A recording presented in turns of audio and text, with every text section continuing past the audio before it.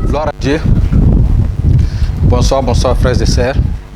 Nous sommes très heureux encore ce soir de nous retrouver ensemble pour nous parler sur la parole de Dieu, nous entretenir sur la bonne nouvelle pour tous.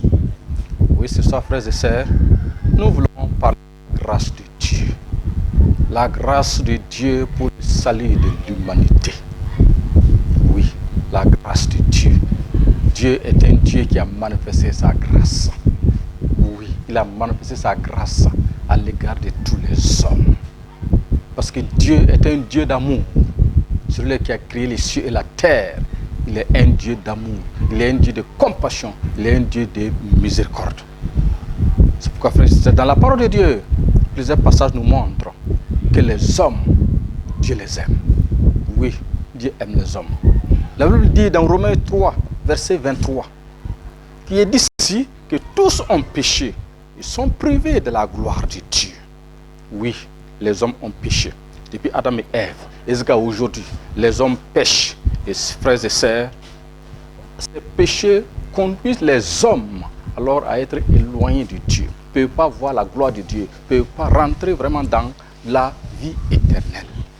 Oui, c'est pourquoi, frères et sœurs, la Bible nous dit encore dans Romains 6, verset 23, oui, que le salaire du péché, que c'est la mort.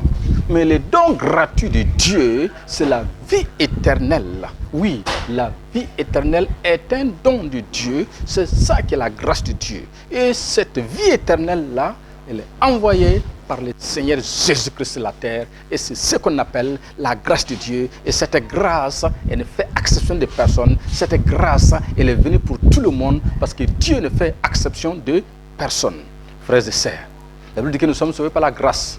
Dans Éphésiens chapitre 2, le verset 8, la Bible nous dit que nous sommes sauvés par la grâce de Dieu. Cela veut dire que les efforts de l'homme ne peuvent pas les sauver. L'homme, de par ses efforts, ne peut pas avoir le salut, mais l'homme doit alors accepter cette grâce que Dieu a envoyée sur la terre. Cette grâce que Dieu a faite au monde entier, les hommes doivent croire alors en cette grâce, accepter cette grâce, recevoir cette grâce par la foi. Et alors ils vont avoir le salut, ils vont avoir la vie éternelle. Frères et sœurs, le Seigneur Jésus-Christ nous a parlé dans plusieurs passages. Vraiment dans Jean 14, verset 6, Jésus dit, je suis le chemin, la vérité et la vie. Alléluia. C'est le Seigneur Jésus-Christ. C'est lui. Il est venu avec la grâce. C'est lui alors qui est la vie. Il est le chemin. Il est la vérité. Frères et sœurs, dans la parole de Dieu, avant que Jésus ne vienne, nous voyons le roi David. Oui, ce jeune homme à l'âge de 17 ans. Il a été oint par le prophète Samuel. Dans 1 Samuel chapitre 17, à partir du verset 1, nous voyons ce jeune homme. Oui, qui a été préparé par Dieu. Il a été oint par Dieu. C'est pourquoi lorsque tout le pays était dans des problèmes, alors ni le roi, ni le peuple, aucun d'eux n'a pu apporter la solution. Les grands Goliath étaient là. Tout le peuple tremblait. Tout le peuple était dans la peur. Ils ne savaient que faire. Les frères de David étaient là. Ils n'ont pas pu sauver. Mais celui-là que Dieu a préparé, celui-là que Dieu a oint, celui-là qui a été mandaté par Dieu, frères et sœurs, c'est lui qui a pu apporter la solution. C'est pour te dire que ce n'est pas tous qui peuvent te sauver. Tous les prophètes ne peuvent pas sauver, frères et sœurs.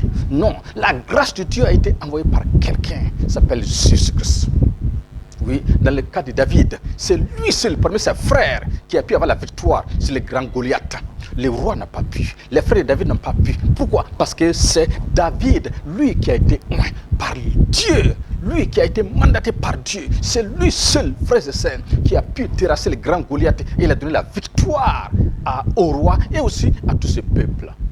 C'est pour dire que ce n'est pas tous qui peuvent sauver. Ce n'est pas tout le monde qui peut être sauvé, apporter le salut, mais celui-là seul qui a été mandaté, préparé par le Dieu vivant, celui-là seul qui peut apporter alors le salut. Donc, avec David, lui seul a pu envoyer la victoire pour Israël.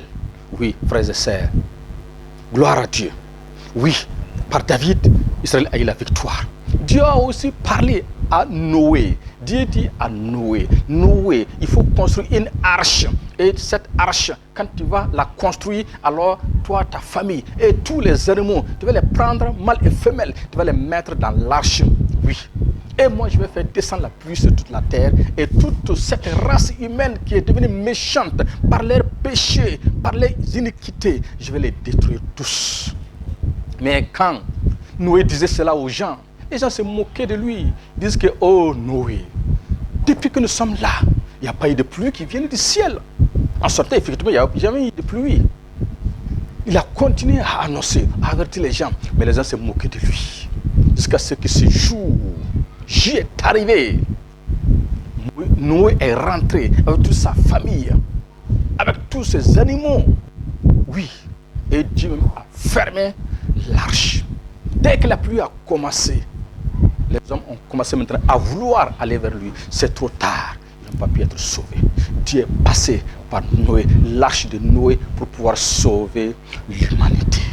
Dieu est passé encore par David pour donner la victoire aux Israélites qui étaient dans le mépris, qui étaient dans les difficultés terribles. Ils ne savaient que faire. Mais ils ont pu avoir la victoire par David, celui-là que Dieu a oint. Alléluia. Gloire à Dieu. Frères et sœurs, dans la parole de Dieu, nous voyons toujours comment le Seigneur Jésus-Christ est venu dans ce monde. Nous voyons comment Jésus, lui qui a été mandaté par Dieu, lui qui a été envoyé par Dieu, et quand il est arrivé sur la terre, il a été sacrifice. Il a payé le prix pour que toi et moi nous soyons sauvés. Ce que Adam et Ève ont causé comme dégâts dans le jardin d'Éden. Oh, c'est le Seigneur Jésus-Christ qui est venu et il a été crucifié à la croix. Oui, frères et sœurs, son sang est versé. Oui, il est mort. Oui, il a payé le prix. Parce que, frères et sœurs, il est dit dans la Bible que la vie et la mort sont au pouvoir de la langue. Oui, frères et sœurs, cette vie a été manifestée par la venue du Seigneur Jésus-Christ. Cette vie, c'est elle qui manifeste la grâce. Et cette grâce est dans la vie de Jésus-Christ. Et comme quand tu crois en ce Jésus-là, tu as alors le pardon des péchés. Frères et sœurs, cette grâce a été envoyée par Jésus-Christ. C'est pourquoi, comme nous avons déjà lu dans Ephésiens 2, verset 8, nous sommes sauvés par la grâce de Dieu. Nous sommes sauvés par l'aide de Dieu. Ça veut dire que mes efforts ne peuvent pas. Tout ce que je peux faire, c'est d'accepter ce que Dieu a fait. C'est d'accepter ce que Jésus est venu faire. Si j'accepte cela, alors cette grâce va se manifester dans ma vie, frères et sœurs. Oui, cette bonne nouvelle est pour tous les hommes. Sans exception, les hommes, les femmes, les enfants, les personnes âgées. Cette bonne nouvelle envoyée par le Seigneur Jésus-Christ, cette grâce est disponible pour tout le monde entier. Parce que Jésus a été sacrifié pour le monde entier, frères et sœurs. Cette grâce de Dieu, elle est disponible pour toi. Oui, quel que soit là où tu es, quel que soit ce que tu fais, oui, quelle que soit ta situation, oui, la grâce de Dieu est disponible pour toi, pour que tu sois sauvé. Cette grâce peut te guérir, cette grâce peut te délivrer, cette grâce peut te relever, parce que Jésus est Seigneur. Parce que lorsque Jésus-Christ est mort et qu'il a été enterré, il est ressuscité le troisième jour, il est assis à la droite du Père, et cette grâce est disponible pour toi et moi, frères et sœurs. Elle est là pour nous tous, elle ne fait exception de personne, frères et sœurs. Toi qui m'écoutes, oui, Jésus-Christ a été oint. Il est appelé le Messie. Il a été oint par Dieu et il est venu. Oui, bien qu'il n'avait pas de péché, mais il a accepté de mourir. Oui, pour nous accorder cette grâce. Nous avons eu gratuitement, oui, le salut, mais Jésus ne l'a pas eu gratuitement. C'est lui qui a payé le prix pour que nous puissions avoir le pardon des péchés, pour que nous puissions avoir la vie éternelle, pour que nous puissions passer des ténèbres à la lumière qui est Jésus-Christ. Oui, cette grâce est disponible pour toi. Cette grâce peut te donner de marcher dans la nouveauté de vie. Cette grâce peut manifester la victoire dans ta vie. Cette grâce peut te donner la vie éternelle. Cette grâce peut te permettre de te relever et de rentrer dans une victoire à laquelle tu ne t'attendais pas. Parce que Jésus dit, tout pouvoir m'a été donné dans le ciel et sur la terre. Oui, ce Seigneur Jésus-là, une fois que tu l'acceptes, non seulement tu as la vie éternelle, tu les pardonnes de péché, et il te permet alors de vivre une vie divine, la vie jouée, la vie puissante. Oui, si tu as entendu ces paroles et tu veux donner ta vie au Seigneur Jésus, tu vas répéter après, Seigneur Jésus, je crois que tu es mort pour mes péchés, je crois que tu es ressuscité d'entre les morts. À partir d'aujourd'hui, tu es mon Seigneur. Écris mon nom dans le livre de vie. je suis à toi, je t'appartiens pour toujours. Merci. Oui, si tu as fait cette prière, tu vas chercher une église, là où la parole de Dieu est prêchée, et tu vas aller faire le culte là-bas.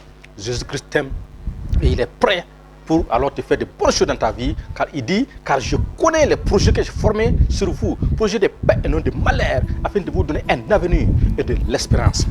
Ce Dieu d'amour là aime tout le monde d'un amour sans limite. Oui, c'est pourquoi crois en lui et tu vas voir la vie éternelle, tu vas voir un changement radical dans ta vie, car Jésus est Seigneur, il est assis sur le trône de grâce et il nous aime tous d'un amour sans limite. Gloire à Dieu, au nom de Jésus.